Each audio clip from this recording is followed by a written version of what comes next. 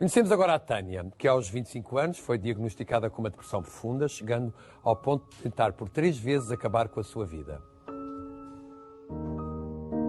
Em 4 anos tentei-me suicidar 3 vezes. Tudo começou quando foi diagnosticada uma depressão muito grave. Por volta dos 25 anos, eu estava também numa relação, a viver com uma pessoa. E então, no dia que a relação terminou, eu senti como se o único pilar onde eu me pudesse agarrar tivesse desaparecido, e nesse dia eu decidi terminar com a minha vida. Eu trabalhava no hospital, trouxe insulina e seringas do hospital e injetei 2 seringas inteiras de insulina na barriga.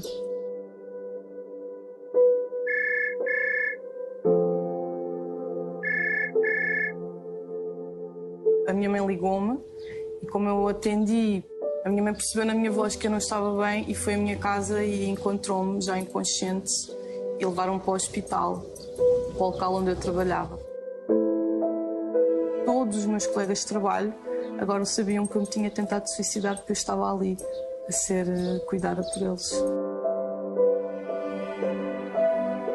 Voltei a ter uma recaída na minha depressão, voltei a ficar outra vez com uma depressão, em que chegou um ponto que a minha vida era só trabalhar e dormir. Houve uma noite que eu não me estava a sentir bem comigo, tomei 2 caixas inteiras de comprimidos para dormir, mas decidi pegar no carro e ir até à ponte 25 de Abril. Só quando eu ia sair de casa, a minha vizinha encontrou-me e, como eu estava com os efeitos comprimidos, já não estava a falar de forma muito clara, e ela não me deixou sair de casa e chamou a minha mãe.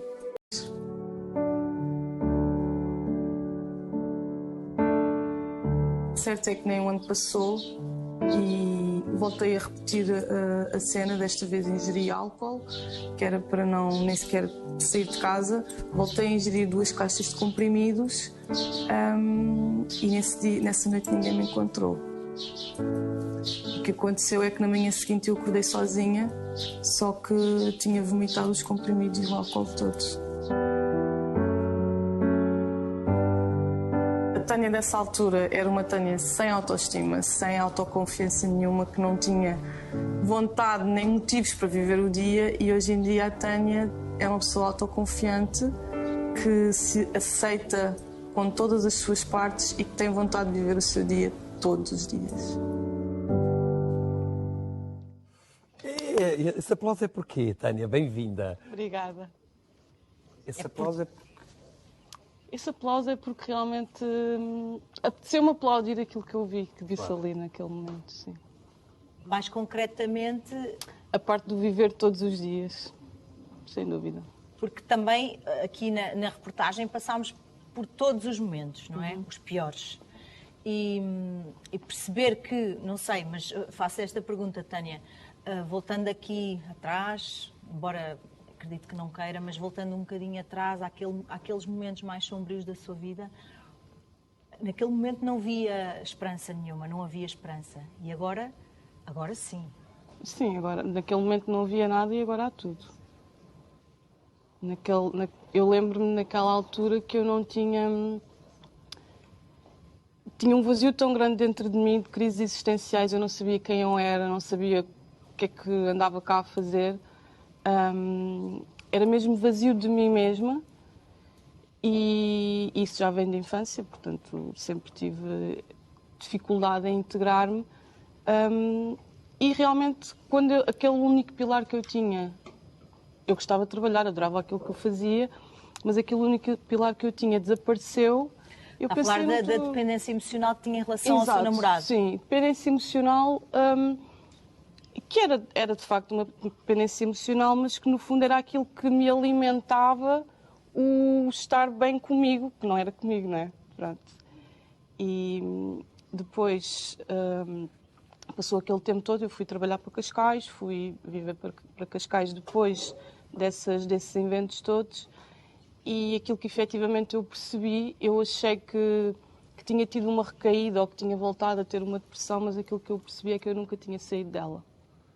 Embora tivesse uma vida entregue aos outros, como enfermeira, portanto é uma Sim. vida muito preenchida Era e uma missão muito nobre, não é? Sim, sem dúvida. Agora, por acaso, hoje em dia fala-se muito disso, porque infelizmente vamos tendo notícias de alguns amigos e pessoas próximas que decidem partir e que acabam por concretizar e depois nós falamos sempre, há coisas que nós nunca sabemos, só a pessoa que foi é que saberá porque é que tomou este passo. Felizmente a Tânia hoje está cá. Mas naquela altura o que é que queria mesmo? Era livrar-se da dor? Era o quê? Eu queria sentir alguma coisa, no fundo era isso. E a ausência de sentimento, a ausência de motivo, eu queria sentir alguma coisa. Eu acho que no fundo era isso, mas eu acho que foi na terceira vez que eu tentei me suicidar, eu acho que foi aí que eu percebi que aquilo que eu mais queria no fundo era viver. E então, quando me perguntam se eu estou arrependida ou se eu me arrependo, sim, arrependo-me. Não só do mal que me fiz a mim própria, não é? Mas também das represálias que possa ter vindo a viver, que no fundo já não é isso que me afeta, porque já passou e eu já tenho outro entendimento da situação e já vejo isso com outros olhos, mas aquilo que eu mais queria era viver. Portanto, eu tentei-me suicidar porque é isso. Só que a confusão mental e o conflito interno que vai dentro, que é inexplicável, eu acho que, como tu disseste, só a própria pessoa é que sabe. Mas durante este processo nunca pediu ajuda a um especialista, a um psiquiatra? Eu fui acompanhada, portanto, quando fui diagnosticada a depressão, eu fui acompanhada por um psiquiatra, eu era medicada, por isso é que também tinha acesso a comprimidos e a tudo.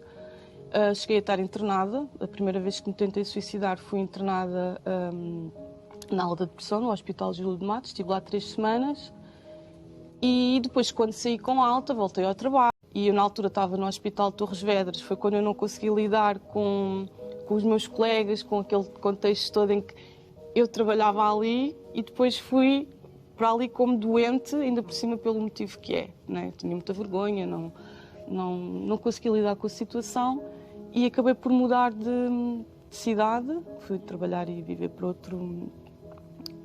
outra cidade, a achar ou pensar que ia apagar aqueles eventos todos da minha memória, mas o que efetivamente aconteceu é que eu continuei e entrei naquele looping de comer, dormir e trabalhar, comer, dormir e trabalhar, até que afundei mesmo novamente e pronto. Nesses momentos mais críticos, em algum momento pediu ajuda a alguém? Não. Mas lembra-se de tomar essa decisão de não vou pedir ajuda? Sim. E qual era a intenção? A intenção era morrer. Naquele momento era, sim. Nem que tenha sido por frações de segundo, a intenção era essa. Então, quando é que percebe efetivamente a resposta a esses comportamentos? Como disse há pouco, que era o meu objetivo, afinal, era viver. Na altura não percebia, mas quando é que se dá essa descoberta? Naquela manhã da terceira vez que eu me tentei suicidar, acordei de manhã, sozinha. A minha mãe não me tinha ido salvar, não é? Ou ninguém me tinha ido salvar. E eu percebi, ok, o que é que eu quero afinal? Eu podia ter morrido esta noite e, ou seja, eu entrei mesmo em contacto com essa sensação. Eu podia mesmo ter morrido, ou seja, parece que das outras vezes estava ali a nada, a fazer aquilo, não estava bem a pensar que ia acabar com tudo. Eu ia acabar com tudo, não é? E naquela terceira vez, como eu estava sozinha e acordei sozinha, eu fui mesmo dentro de mim procurar a resposta e eu percebi, não, eu não quero morrer, não quero. E então depois tive que fazer o contrário, portanto, se eu não quero morrer, mas também não quero estar assim, tem que haver uma terceira opção, não é? E qual foi? Foi procurar ajuda. Aí procurei ajuda. Quando é que descobre o caminho que a trouxe até hoje? Então, por volta de 2015, mais ou menos, a minha mãe indicou-me uma terapeuta de coaching, que eu na altura eu sempre fui muito cética nessas coisas, pensei, coaching, o que é que isso me vai fazer? Se o psiquiatra não me curou, vai ser uma coaching que me vai curar, não é? Mas pronto, eu estava por tudo, assim, não tenho nada a perder, então vamos lá.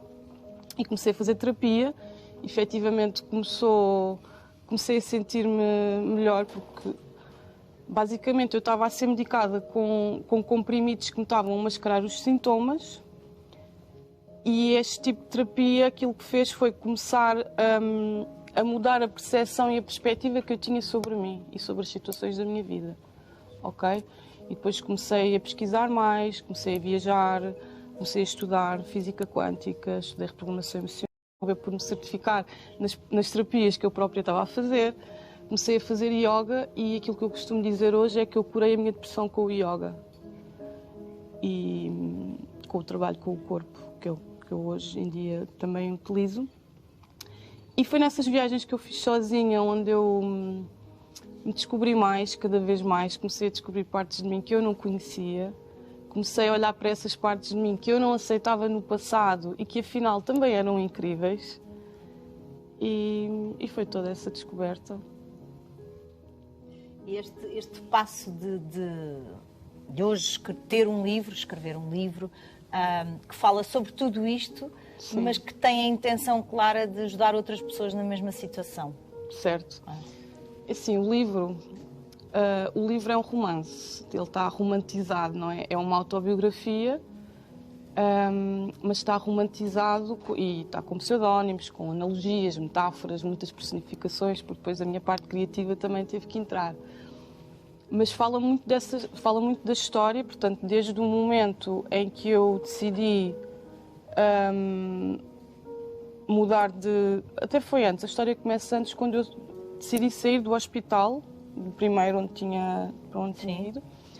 Começa aí e termina quando o final da história é agora em 2022, mais ou menos o verão de 2022, onde eu decidi dedicar-me a 100% aos meus projetos. Esse é o final do livro, pronto.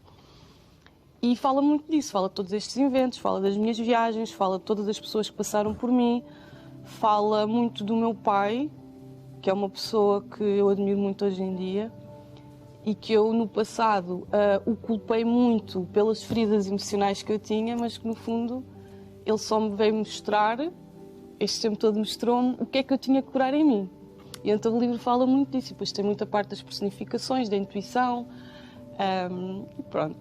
Os seus pais emigraram